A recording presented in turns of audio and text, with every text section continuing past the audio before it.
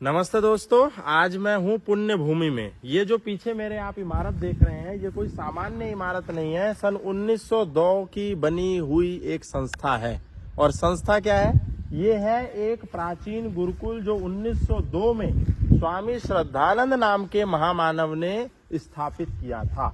अखिल भारतीय शुद्धि सभा के संस्थापक थे स्वामी श्रद्धानंद। आर्य समाज के अग्रणी नेताओं में से एक थे।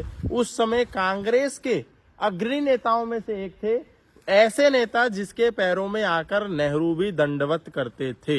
आर्य समाज के स्वामी श्रद्धानंद हिंदू महासभा के अध्यक्ष भी रहे कई समय तक। उस महामानव ने इस गुरुकुल को खोलने के लिए एक संकल्प लिया और बोला कि 30,000 रुपए जब तक इकट्ठे नहीं करूंगा तब तक ना तो अपने बंगले की दहलीज पार करूंगा, ना तो अपनी पत्नी का मुंह देखूंगा, ना अपने बच्चों का मुंह देखूंगा। घर से दूर एक मंदिर में रह करके इस संकल्प को पूरा किया। बाद में सन्यासी हो गए।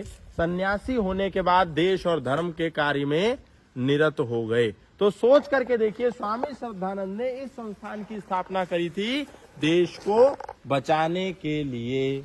लेकिन जिस व्यक्ति ने अपना घर बेचा, जिस व्यक्ति ने अपना बंगला बेचा, जिस व्यक्ति ने अपना सब कुछ आहूत करके संन्यास लेकर के समाज को बचाने के लिए, देश को आजाद करने के लिए संस्थान की स्थापना करी, हमने उस महामानव की संस्कृति को बेच दिया अपना घर बनाने के लिए। उसने अपना घर बेचा इस गुरुकुल को बनाने के लिए, और हमने उसका गुरुकुल बेचा अपना घर बनाने के लिए। सोच करके देखिए, ये संस्थान जो भट्टी था क्रांतिकारियों की, यहाँ पर पढ़ने वाला एक एक विद्यार्थी ऐसा बम था कि अंग्रेजी हुकूमत के सिर पे फट जाया करता था। एक बार अंग्रेजी अधिकारियों को ये सूचना लगी कि स्वामी श्रद्धानंद स्वाधीन रूप से हमारी हुकूमत के अंदर देश में एक ऐसा गुरुकुल चलाते हैं जहां पर क्रांतिकारियों की एक अमिट अभिन्न फौज तैयार होती है।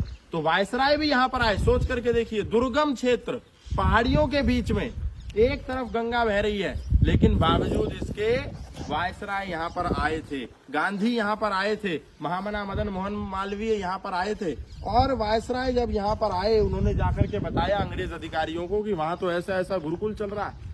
जिस भारत देश में हमारी इजाजत के बिना कोई शिक्षण संस्थान नहीं चलता, उस भारत देश में श्रद्धानंद स्वाधीन रूप से एक शिक्षण संस्थान चला रहे हैं, इसको रोकना चाहिए। तो अंग्रेज अधिकारी इसी गुरुकुल में आए और रेड मारी। उन्होंने स्वामी श्रद्धानंद को कहा कि हमको सूचना मिली है कि तुम्हारे यहाँ पर बम बनाए जाते हैं, हम ढूंढने आए हैं वो कहाँ बम बनाए जाते हैं, तुम पे राष्ट्रद्रोह का मुकदमा लगेगा। स्वामी श्रद्धानंद ने गर्व से कहा, बोले हाँ मैं बम बनाता हूँ।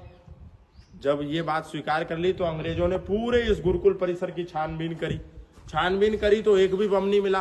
वापस स्वामी श्रद्धानंद के कक्ष में गए और बोला कि तुमने बम छुपा दिए हैं, बताओ कहां पर है बम। तो स्वामी श्रद्धानंद ने कहा, मैंने नहीं छुपाए, चलो मैं तुमको दिखाता हूं। और अपने कक्ष से उठ करके इसी मैदान में स्वामी श्रद्धानंद आए। यहाँ इस मैदान में ब्रह्मचारी जितने भी स्वामी श्रद्धानंद के थे, सारे, कोई कुश्ती कर रहा था, कोई मलखम कर रहा था, कोई कुछ कर रहा था, कोई कसरत कर रहा था, कोई दंड बैठक कर रहा था। स्वामी श्रद्धानंद ने उन ब्रह्मचारियों की ओर हाथ कर दिया और बोला कि ये देखो, ये है मेरे गुरुकुल में बनने वाला एक एक बम, जो तुम्हारी अंग्रेजी हुकूमत पर जब फटेगा तो इस देश को आजाद होने से कोई नहीं रोक पाएगा। अब सोच करके देखिए, 100 साल से भी पुरानी ये संस्था, लगभग 120 साल पुरानी संस्था आज अपनी अंतिम सांसें गिन रही है। ना तो आर्य समाज को इसकी कोई चिंता है, ना ही भारत सरकार को इसकी कोई चिंता है, ना ही उत्तराखंड सरकार को इसकी कोई चिंता है। लेकिन इनको किसी को चिंता नहीं है। लेकिन यदि स्वामी रामदेव को इन गुरुकुलों के लिए जब चिंता होती है तो ये सारे लोग बोलते हैं कि अरे बाबा ने कब्जा कर लिया। अभी थोड़े दिन पहले जो ज्वालापुर महाविद्यालय स्वामी दर्शनानंद की बनाई हुई संस्था, 1906 की बनी हुई संस्था, जब वो कब्जाधारियों के हाथ में जारी थी, स्वामी रामदेव आगे बढ़ के बोले कि स्वामी दर्शनानंद की इस धरोहर को बचाना होगा।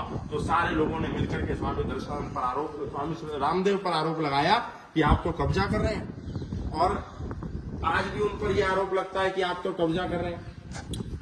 उसी स्वामी रामदेव को जब हम ये दे देंगे या उनको कहेंगे कि स्वामी जी आप ये संभाल लो, तब ये लोगों के पेट में दर्द हो जाएगा।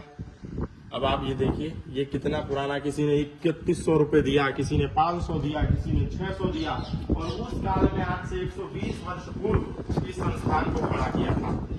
तो मैं ये कह रहा था कि स्वामी रामदेव जी जैसे व्यक्ति जब इसको संभालते हैं तो उन पर कब्जादारी होने का टैग लगता है, और इन पे ये संभलता नहीं। जिनका ये है, ये पिलर देखिए, इस बात के प्रमाण है कितना प्राचीन है। आप छत भी देखिए इसके अंदर, ये कितनी ऊंची छत है।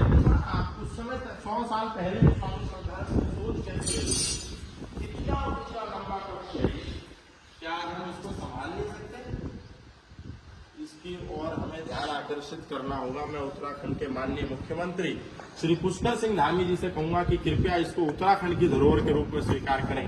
माननीय प्रधानमंत्री जी से भी कहूंगा, माननीय गृह मंत्री जी, माननीय संस्कृति मंत्रालय के जो हमारे आज के मंत्री हैं भारत सरकार के, उनसे हाथ जोड़ के निवेदन करूंगा कि इस संस्था को बचाइए। ये देश की धरोहर है। देश को आजाद करने वाले जो बम थे, जो क्रांतिकारी थे, उनकी फौज यहाँ से तैयार हुआ करती थी। इसलिए ऐसी धरोहर को हम ऐसे खंडर नहीं छोड़ सकते। ये हमारी आत्मा है, ये गुरुकुल।